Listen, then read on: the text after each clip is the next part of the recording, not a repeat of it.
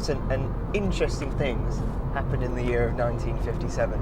Sputnik 1, the first spaceship, was launched. Elvis Presley bought a mansion and called it Graceland. And the BBC did a hoax where they told viewers that you could grow spaghetti on trees.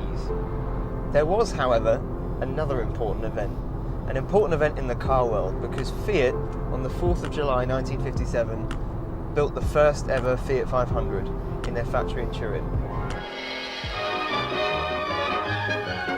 Eccola, la Fiat 500. È proprio la piccola grande vettura. Interessante sotto qualsiasi punto di vista. Over the course of 18 years, Fiat built 4 million Fiat 500s. 4 million. That would be impressive today, but in 1957, that's incredible. What made it so popular? Well, it wasn't speed, because the original Fiat 500 had a 479cc engine and weighed, granted, 479 kilos, so it was very light, but the engine produced just 13 horsepower, so it definitely wasn't speed. The reason it was so popular is because it was stylish. Think about it. It's an icon. It's a slow icon, and you wouldn't want to have a crash in one because your knees are the crumple zone, but an icon nonetheless. In fact, they're so iconic that it's estimated there are more than 400,000 original Fiat 500s still on the road just in Italy. Just in Italy. Now, 50 years after the original 500, Fiat brought back the 500 name with the new 500 in 2007, and it was still small, stylish and relatively affordable. And since then it's had its midlife facelift, and we've had the 500C, we've had the Abarth 500, but overall the 500 is still very cool. It's just cool. There's a reason why so many people are still buying them. And now it's 60 years since that first 500, and even 10 years since the new 500 came out. As you may have already spotted, I'm in a Fiat 500, specifically the 500C, which means that this is the cabriolet with the folding fabric roof. This particular car has an 875cc 2-cylinder turbocharged engine. 2 cylinders, it's not even a litre, it's not even 900cc, 875cc. Now, despite the fact that this engine is so small, this is actually the most powerful standard 500 you can buy. If you want anything more powerful than this than 500, you go to the Abarth. It's got 105 horsepower, 106 foot-pounds of torque, 0 to 62 miles an hour takes exactly 10 seconds, and the top speed is 170 miles an hour. It takes a while for the boost to build, probably up until about 3,000 RPM, and then between 3,000 and 5,000, that's when you've got the power. You really need to be in that range, because before then, it really does struggle. Until that turbocharger wakes up, it really does struggle.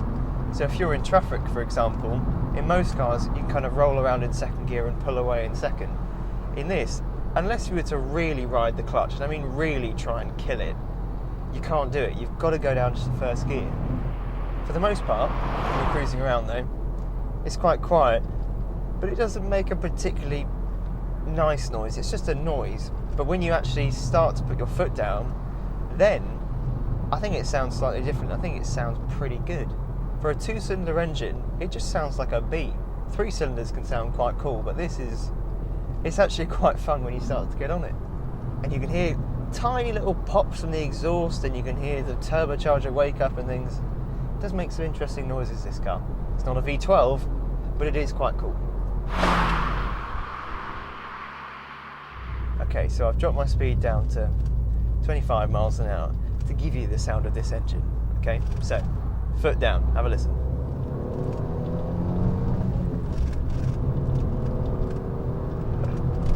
That is a cool sounding engine. I don't care what you drive, that is a cool sounding engine. How does the rest of it drive? Well, I will start with the steering first of all, and there's a button on the dashboard that says Sport. I am very happy this car has that button. Not only does it change the throttle response and actually make it that little bit more responsive, but the main thing it does is give more weight to the steering, because without that Sport button engaged, the steering is too light for my liking. Even when you're going in a straight line at 60 miles an hour at higher speeds, when the steering would normally weight up some more, it feels far too light So press that button and it sorts it out. Steering isn't particularly communicative. You don't know what the front tyres are doing, but it's direct. So when you turn the wheel, you get a response. What I like about the way it drives is the fact that it hasn't got loads of grip, and that's kind of entertaining. Everything it does is very easy, very simple, very approachable. So if you start to go too quick into a corner, you can feel it start to understeer and the tyres start to squeal, but it's not scary. It doesn't suddenly break away and you're just understeering towards a ditch. It's just good fun. Low grip in a small car can be quite entertaining. And now we come to something that I'm afraid I haven't been able to make the most of in the last week because it's been raining, and that is the roof. And I really like this roof. I like this design. I like the fact that you can fold it halfway back or you can fold it all the way back, although that does compromise rear visibility. And normally I wouldn't talk about rear visibility, but when you can't see everything that's behind you, when you can't really see the cars that are getting a bit too close, then that's an issue. But it's just a cool roof. Not only is it a stylish roof and looks cool when it's folding back, insert gratuitous roof footage here, but you've got the structure of the frame of the car as well. You're not losing any structural rigidity by having this fabric section because you've still got the metal here. And now I'm going to ask you a question. Do you like the look of this car? Now, I don't want to jump to conclusions, but I suspect your answer will be yes.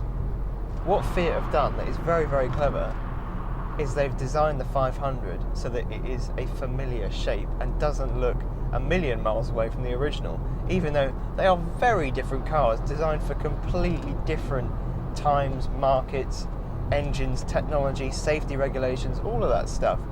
But it's familiar. It looks like they're from the same family, and that's very clever considering this is 60 years newer than the original.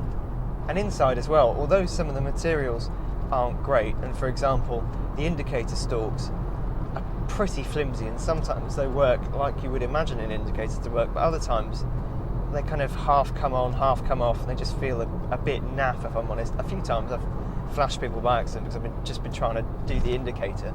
But it's a very cool interior. It's quirky, and again that's another reason why people buy them. It's just because they're interesting.